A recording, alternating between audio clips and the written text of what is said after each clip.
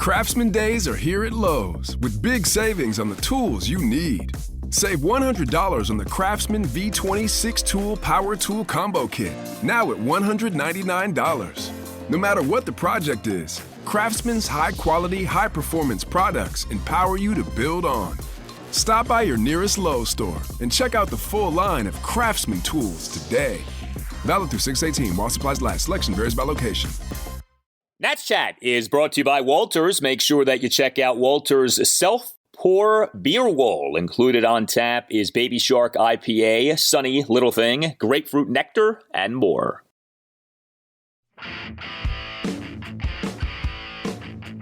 And now the pitch. Full swing and a drive to deep left. Rosario going back, looking up, and it is gone. Goodbye! A home run for Victor Robles.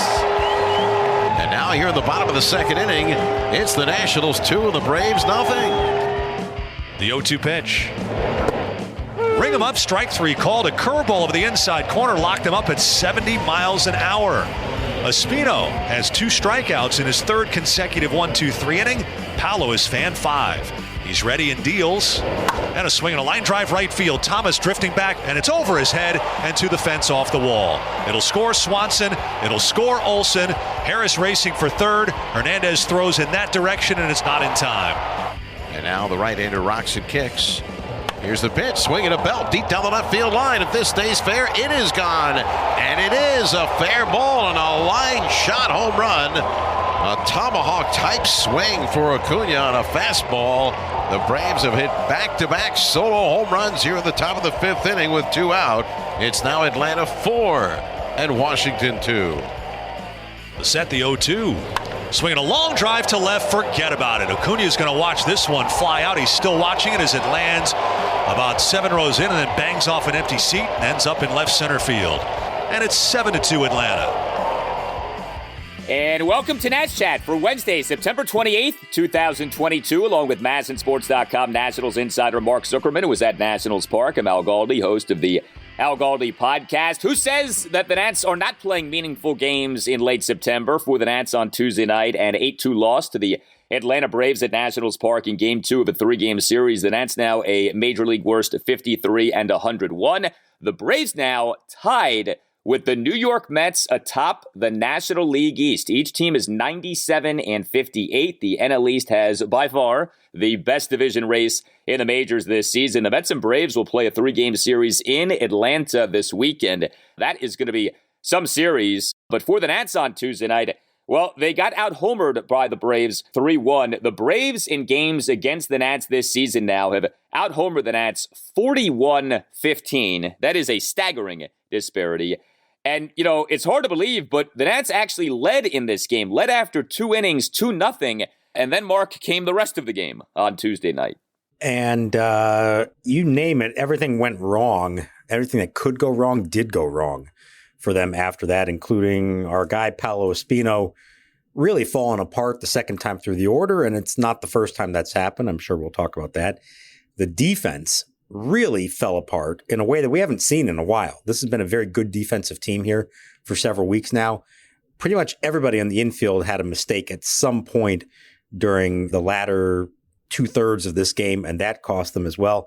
And then a lineup that jumped out to an early lead and had some opportunities to do more, completely shut down after that as well. And so, I mean, the final, 6 innings of this game were completely lopsided in the Braves' favor. And, you know, not that it's that surprising at this point.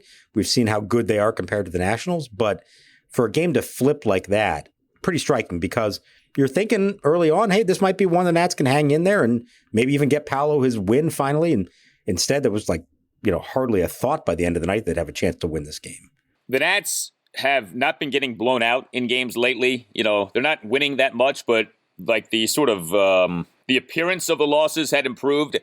These last 2 games have been blowout losses. You know, 8-0, 8-2, outscored 16-2 over the first 2 games of this 3-game series. It was a funny thing to me with Paolo Espino because, you know, we've talked about, hey, he doesn't have an official win this season. He comes out on Tuesday night and he's pitching like a madman. He's pitching like, you know, Max Scherzer used to pitch when he was like super focused, right? Paolo comes out on Tuesday night, begins his outing with 3 perfect innings, with 5 strikeouts. They're like, who is this guy just dominating the mighty Braves on this late September evening at Nationals Park? But like we said, then came the rest of the game. So, you have the home run thing, which we've talked about a lot, but I mean, it's still bears worth mentioning here. Out homer 3-1 on Tuesday night. The Nats now this season have a National League worst 131 home runs. The Braves now this season have a National League best 233 home runs. The Braves have 102 more home runs than the Nats have.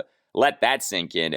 But you mentioned the defense. I actually feel like that's the more interesting thing to get into here from this game on Tuesday night, because the Nats defense has been better these last few weeks. We've certainly talked about that. But man, was there a sloppiness and an overly casual nature to the Nats defensively in the infield on Tuesday night. So Jordan Weems in the top of the 6 allowed 2 runs on 3 consecutive 2-out hits, including a 2-out 2-run double by Eddie Rosario off the center field wall on an 0-2 pitch for a 6-2 Braves lead. But how about what preceded that Rosario 2-out 2-run double? Third baseman Ildemaro Vargas took way too long to get rid of the ball in throwing to first base on what, upon replay review, was a 2-out full count infield single by Michael Harris II on a sharp grounder to Vargas. And then second baseman Cesar Hernandez took way too long to throw the ball to first base on a 2-out infield single off the bat of William Contreras, who hit a grounder up the middle on which Cesar actually made a pretty nice backhanded pick, but then took forever to get rid of the ball, and Contreras ended up being safe. So back-to-back plate appearances that ended in grounders that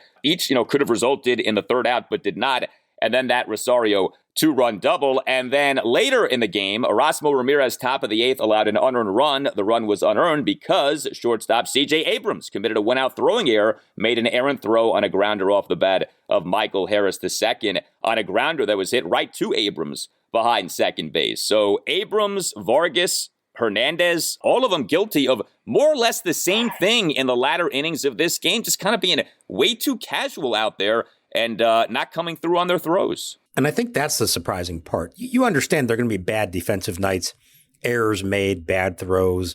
You'd like them to be errors of aggression, things like that. And this team has played some aggressive defense lately and done a pretty good job at it. The fact that it was, like you said, casual, that's the word I kept thinking to myself as well. I don't know why that was the case. I don't know why these guys were so lackadaisical in their fielding of the ball and setting up to make throws. You got to be quicker with that. You've got to have a pace and a tempo to it. And how often do we see that? We see it with Luis Garcia a lot at shortstop. It's a routine play, and he takes too much time to set himself up for the throw, and that actually leads to more problems. If you just treat every play like it's going to be a bang-bang play, chances are you're going to get it done and do a much better job of it. And I think for whatever reason, they were treating these like routine plays instead of more bang-bang plays. Maybe because Chad Whitson, the first base umpire, could not get a bang-bang call to save his life. This game, I've never seen that. 3 overturned calls by the first base umpire, all of them bang-bang plays. And look, they're hard. I get it. These are really close plays. But at the big league level, you might expect them to get one of them wrong, but to get 3 of them wrong. And I mean, these were not borderline calls. They went to replay, and within 30 seconds, they had them all overturned. So that had nothing to do with the defense, but that was such a strikingly bizarre part of this game as well, that Chad Whitson had the worst night of his professional umpiring life over at first base. See, to me, that is why we do need replay. I know not everyone loves replay, but replay does have the ability to take that which is wrong, including that which is egregiously wrong, and make it right. I think what happens a lot with replay is the anti-replayites, they'll point out when replay doesn't work or when it takes too long, and those things do happen. I'm not saying that they don't happen, but what also happens quite a bit is things that really shouldn't be are made not to be, thanks to replay. Imagine if we didn't have replay and all of those calls were allowed to stand on Tuesday night. And, you think about this game, this is a big game for the Braves. The Braves moved into a tie for first place atop the National League East. Now, not that I wouldn't mind seeing the Braves get jobbed by some calls in the midst of a pennant race, but, what's right is right. Replay worked in that regard, to me anyway, on Tuesday night. Yeah, and for the record, I've always said I am pro replay for the obviously blown calls. It's the nitpicking, did his foot come off the base for a millisecond? Let's now spend the next 2 minutes trying to dissect it.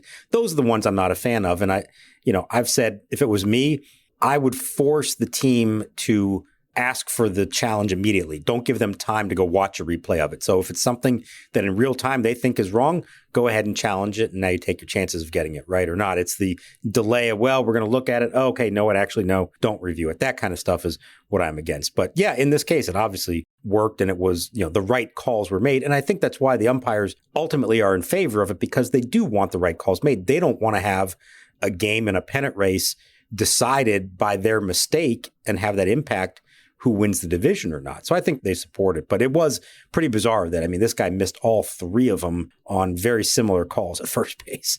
So with the overly casual nature of the Nats infield in this game on Tuesday night, the obvious thing to throw out there is, well, Nats have the worst record in the majors. We're in the dying days of the season. The Nats have checked out on the season. I have not gotten that sense, though, with this team as this season has gone on. I actually feel like, for the most part, guys have continued to play hard. And the Nats have actually played halfway decently lately. The results don't necessarily bear that out. But as we've talked about these games, the Nats aren't getting shellacked like they had been getting shellacked, up until, I guess now you have to say, these last two games. What do you think was behind the casual nature on Tuesday night? If anything was behind it, maybe it was just one of those nights. But what did Davey Martinez have to say? And what do you think was going on here? Yeah, I think they want to just view this as just a weird night that all happened at the same time, because I agree. I think their hallmark here has been that they've played hard. The boys have battled through the last 2 months of a season in which, let's be honest, not every team who was already past the 100 loss mark would still be playing as up-tempo and with as much enthusiasm as these guys have. And to their credit, they've really done it all along. Now, maybe you get to a point finally where you've just had your brains beaten in by the Braves a lot, and it's getting to be a little colder, game's dragging a little bit. You start to feel that a little bit and you get sluggish. Maybe there's something to that. But Vargas is not a guy who generally is casual about things. CJ Abrams is not. I think this just happened to happen like this. I don't think it's a sign of anything in particular. You do hope they come right back on Wednesday and play a much cleaner game. Even if they lose to the Braves, you want them to play a cleaner game, because I do think that has been a big part of the improved play here over the last month. Defense, I think, has been first and foremost at that. I was even looking at this, and at some point I may write about this here, that they're still ranked at the bottom of the league in terms of defensive runs saved, but the gap is actually pretty small. They're catching up to a couple teams in front of them. And since the trade deadline, they're playing like at a 0 defensive run saved as a team, which is pretty good considering where they were. I think they're at like minus 47 for the year, but they've been right around that same number now for almost 2 months. So it has been noticeable how much better the defense has been. So I'd like to believe this is just a one-off and not an indication of them throwing the towel in or anything like that. Yeah, for the longest time this season, there was like a chasm between the Nats and the 29th worst defensive team in the majors, between the Nats and the second worst defensive team in the majors this season. Like, it wasn't just that the Nats were last. The Nats were dead last in defensive runs saved by like miles throughout the year. So that is significant that has taken place.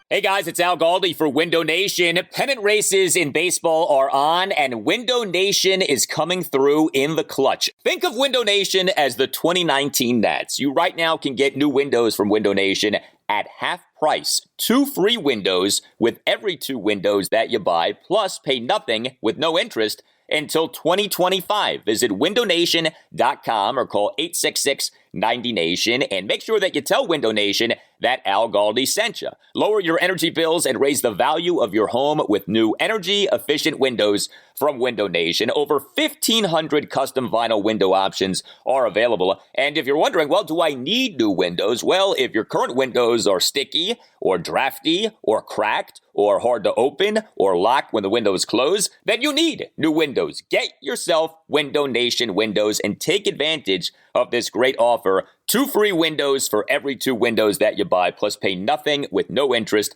until 2025. Visit windownation.com or call 866-90-NATION. That's windownation.com or 866-90-NATION. And make sure that you tell Window Nation that Al Galdi sent you. The 2-2. Swinging a tapper off the end of the bat. Espino has it hit off his glove, deflects toward the first base bag. It's picked up by Hernandez, and they won't have a play. Oh my, that's a tough break.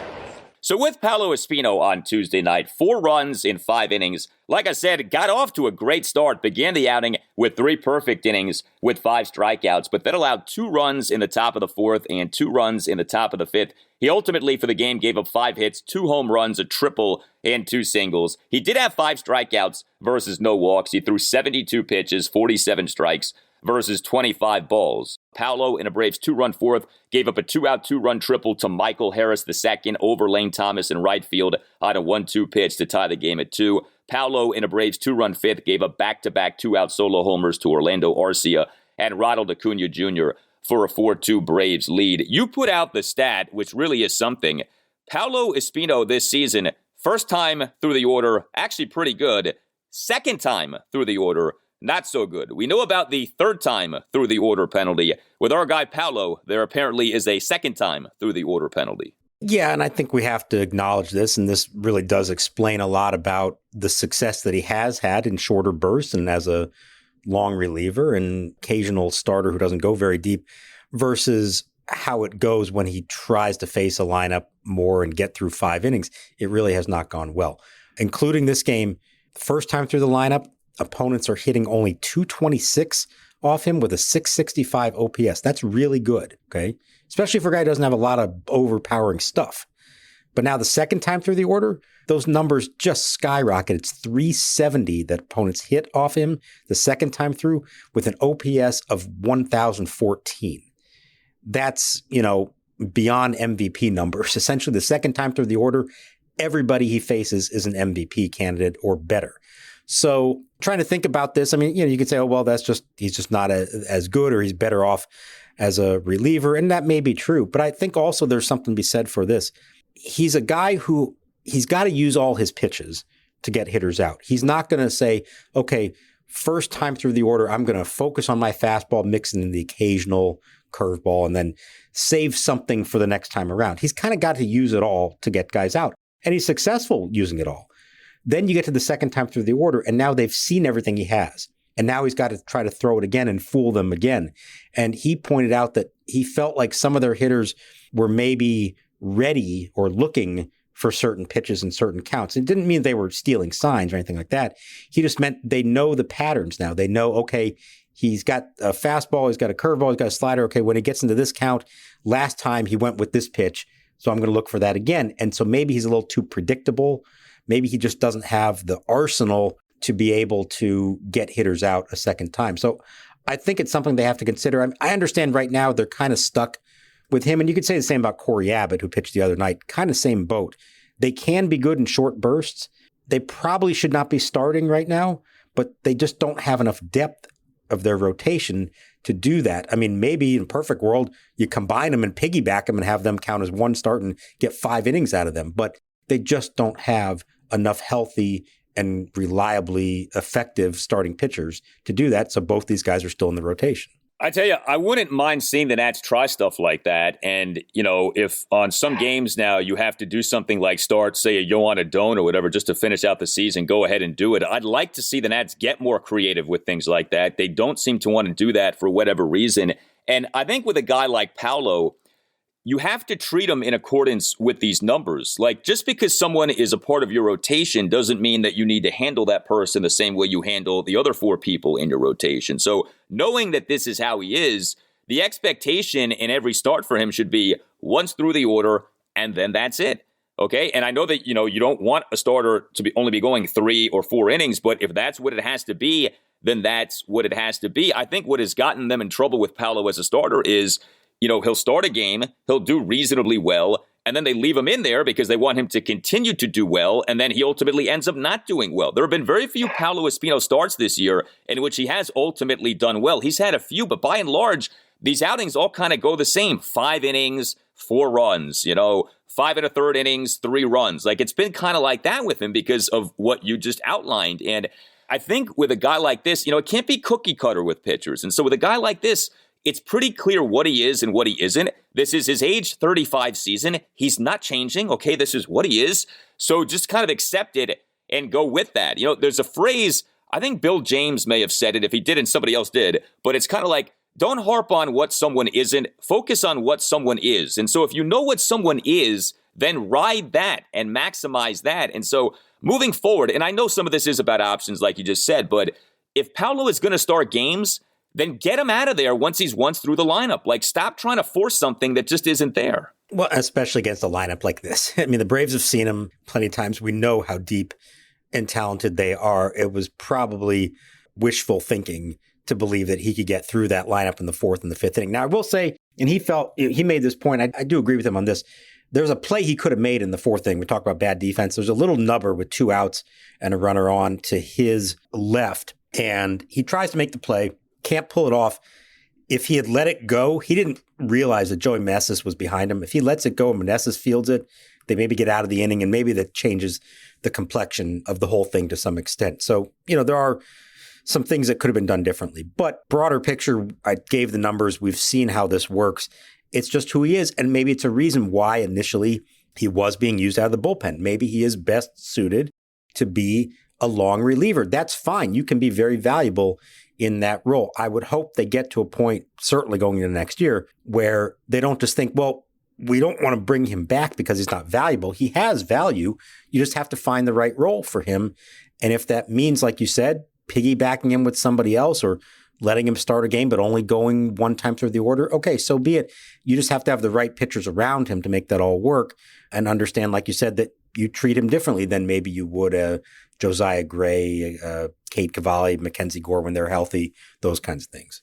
Well, we mentioned the Nats getting out homered on Tuesday night 3-1. The Nats' lone homer on Tuesday night came off the bat of Victor Robles. Robles homered on Tuesday night. He went 1 for 3 with a solo homer. Robles in the Nats' 1-run second inning had a 2-out solo home run to left field for a 2-0 Nats lead. The Nats in this game had just 6 hits, 1 walk, struck out 11 times, went 1 for 4 with runners in scoring position. But Robles did homer, and he has been a bit more productive lately. Now, that's one of those things where it's like, well, he hasn't been a 0 offensively lately, so he's been more productive. Yeah. I looked at the numbers the last few weeks. They're still not very good, but by his standards, they're a lot better than what we are accustomed to. So it has been nice to see this. He's had some multi-hit games. He's getting on base a little bit. He's hit some homers here these last few games. He homered again on Tuesday night. I don't think we're at a point that's different from where we've been in recent years with Robles, but I'll give him some credit, and it is nice to see him doing at least something offensively as this season comes to its conclusion. Yeah, and as we've said all along, they don't need him to be an elite offensive player. I mean, you'd love for it to happen, but it's just not at this point. If he could just do enough at the plate, give you some quality at bats, he gets down some good bunts, provide you something at the bottom of the lineup, that can be enough because his defense has actually become, I would say, elite again. And this has gone unnoticed a little bit as well. He's got 1.7 WAR on the season, according to Baseball Reference. And he's doing that because of his defense, which is 1.5 of the WAR. He's ranked 3rd among all Major League center fielders in defensive runs saved now. Michael A. Taylor's number 1, by the way. Go figure. Victor Robles now number 3. He has become really good in center field, and because of that, he has value. And if he just does enough at the plate, doesn't hurt you that much, come through in a few important spots, I do think there is a chance for him to still be a contributor in some way. I don't think he's ever going to be the all-around star player they always thought that he could be, but he doesn't have to be. Kind of like we've talked about over the years, Danny Espinosa. If he just did just a little bit at the plate, the defense is good enough to make up for it. Right now, the defense has been so good for Robles that just a little bit of offense makes him valuable again. Robles for the month of September has an on-base percentage of .280. I mean, that's not good at all. He's slugging .435. That's really not that good, but by his standards, that is a lot better than where he had been at. I mean, for comparison's sake, Robles for the month of August slugged .209. So that he's, showed some pop here in September has been nice. And, when we talk about next season for the Nats, and so much of this hinges, of course, on the ownership situation, but if the Nats don't get sold, or if the Nats get sold to new ownership that doesn't go bonkers in free agency, there's only going to be so much turnover of the roster that you can engage in this offseason. So there are going to be people back who you maybe aren't in love with, or who you maybe don't view as like slam dunk long-term pieces. And so if Robles shows something down the stretch here, he is still under team control. I guess you say he's part of your mix next year, potentially. Now, I don't think they just hand him the starting center fielder job, but he can at least be part of your outfield mix for next season, because you're not just going to bring in a bunch of, 30 new guys on the team next year. Like, it's, you're going to have to deal with some of what you already have. Yeah, I think at this point we can only say that Lane Thomas is assured of being a starter in the outfield next year. Everything else is up in the air, and barring some significant additions, I would say it's probably Robles and maybe Alex Call at the moment in the lead, at least going into spring training. I think they'll make some moves. I don't think they're just going to let that sit completely idle. I talked about the need, I think, for some kind of power hitting outfielder, preferably a corner outfielder, and we'll see if they can go and do that, especially if Joey Meneses is their first baseman. But, there's also a case we made here that if Robert Hassel III, who is a future star, they hope, for this team, if he's going to be ready before the end of 2023, which I think some would hope is the case, then maybe a temporary solution at one of the outfield spots isn't the worst thing in the world. And you say Robles starts the year there, but maybe doesn't end the year there if he doesn't earn it. So I don't think he has completely played his way out of their plans. I'll put it that way. Some of that is by his performance. Some of it is just what they have and what we think they're going to do this winter. But I don't think, at least at the moment, that they would just cut ties altogether, given that he's still somewhat affordable and still very valuable in the field. Yeah, and the Nats really aren't in a position to be cutting ties with anyone who has any reasonable value. And you have to say Robles does have at least some reasonable value at this point. Good to see Luke Voigt have 2 doubles on Tuesday night. He went 2 for 4 with an RBI double and another double. So we got a MacKenzie Gore update prior to the game on Tuesday. MacKenzie Gore, of course, one of the 6 players who the Nats got from the San Diego Padres for Juan Soto and Josh Bell in the mega trade this past August 2nd. Gore is coming back from elbow inflammation. He, on Monday night, made his latest minor league rehab outing. The outing did not go well from a standpoint of the results. 6 runs in 3 2/3 innings. He gave up 6 hits, all of them extra base hits, 3 home runs, a triple, and 2 doubles. But as we know with these minor league rehab outings, they're not always just about the outcomes of the outings. They're also about kind of the process and how the guy is feeling and how the guy comes out of the outing. So where are we here? This has become quite the drama. Will MacKenzie Gore or won't MacKenzie Gore make a major league start for the Nats before the end of the season? Obviously, time is running out. What is the latest? So I talked to Gore in the clubhouse on Tuesday. He had just gotten back from Rochester. And I said to him, we see what the final line is, but that's not always reflective of it. So how did you feel about it? And he said the first 3 innings, he really felt good. He felt legitimately good about it. Retired 9 of the 10 batters that he faced. The 1 was a home run, but he was pretty efficient. The pitch count was low, felt good about his velocity, his movement, everything else. He gets to the 4th inning and he admittedly ran out of gas, and the results were not pretty at all. Bunch of extra base hits, couple more homers, and he winds up getting pulled with his pitch count up to 72 at that point. So he's acknowledging that right now, the stamina part of this just has not come as quickly as he thought that it would. He's had 4 rehab starts now. You'd hope you'd get through 5 innings by that point. He hasn't gotten there yet. And he acknowledges that the velocity gets down, in that last inning, and things have not gone as well from that standpoint. But he's healthy. He says the elbow feels great. Those early innings, he feels really good about it. He really does want to pitch. The AAA season actually ends on Wednesday. So there is nowhere else for him to go to make a rehab start. So if they want him pitching again, it's either going to be in a major league game or they shut him down or they give him like a simulated game or something like that. So I think he's going to throw another bullpen session. We'll see. I still feel like they're going to give him a start maybe on Saturday in the doubleheader against the Phillies. And if they go into it and say, hey, you're just going 3 innings, that's fine. They'll treat it like a sort of modified rehab start, have somebody else ready, take over for him after that point, and just kind of pull him no matter how it's going. So I think they would all feel like there's value in doing that. I don't think he just wants to shut it down now.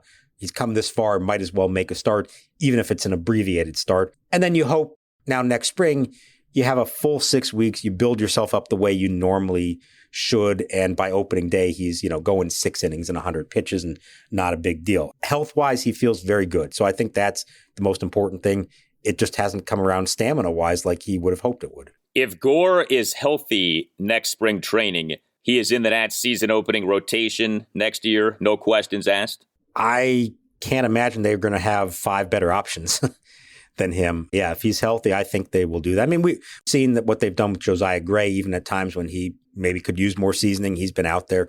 He's a building block for them. And I would like to believe, again, health provided, and they'll watch everybody's innings and all that kind of stuff. But I really would like to believe that they will open next year with a rotation that includes MacKenzie Gore, Cade Cavalli, and Josiah Gray. They do need to start getting to a point here where they are putting guys out there who are part of the plan moving forward. You can make adjustments along the way if it looks like they need to go down or need to monitor their innings, anything like that, that's fine.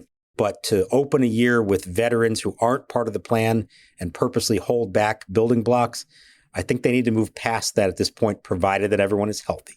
Patrick Corbin, Anibal Sanchez, and then we'll see if we get to Gore and Gray and Cavalli. Now, it's interesting with Gore. I mean, you could argue out of him, Cavalli, and Gray, Gore is the guy with the greatest pedigree or the highest expectations. MacKenzie Gore was the number 3 pick in the 2017 draft. I mean, he was drafted to be an ace, and obviously it would be great if he ends up becoming that for the Nats. You tell us what you think. Hit us up on Twitter at Nats_chat. You can email the podcast, natschatpodcast@gmail.com, including if you would like to sponsor the Nats Chat Podcast. Email Tim Shovers, natschatpodcast@gmail.com. You can find us on Instagram too, at Nats Chat Podcast. You can get yourself or someone who you know a Nats Chat Podcast t-shirt by going to natschatpodcast.square.site. Don't forget the first ever Nats Chat Podcast Party, Friday night, October 14th at 7 at Walters, right across the street from Nationals Park. All Nationals radio highlights on Nats Chat are courtesy of 106.7 The Fan. For Mark Zuckerman, I'm Al Galdi, and we'll talk to you next time